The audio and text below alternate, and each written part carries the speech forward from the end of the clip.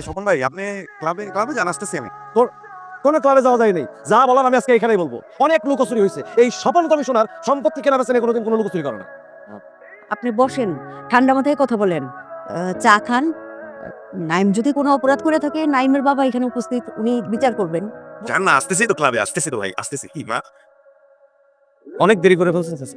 থাপ্পড়টা আরো আগে মারা উচিত ছিল। অত্যন্ত আদরের ছেলের গালে আমি হাত তুলছি তোমার কারণে। আপনার আদরের সন্তান নাইম তার আদরের ছোট বোনের শ্বশুর বাড়ি থেকে পাঠানো গয়না বিক্রি করছে 1 কোটি টাকায়, সেই টাকা দিয়ে জুয়া খেলে পুরো টাকাই হারছে।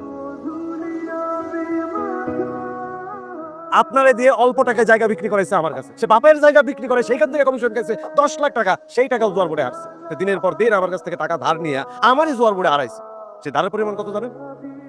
80 লাখ টাকা। কাকা, আমার টাকার প্রতি মায়া আছে, কারণ টাকার গায়ে ব্যথা আছে। আপনি হয় আমার এই 80 লাখ টাকা এখন দেবেন, নাইলে আপনার বাড়িটা আমার কাছে বিক্রি করে দিবেন।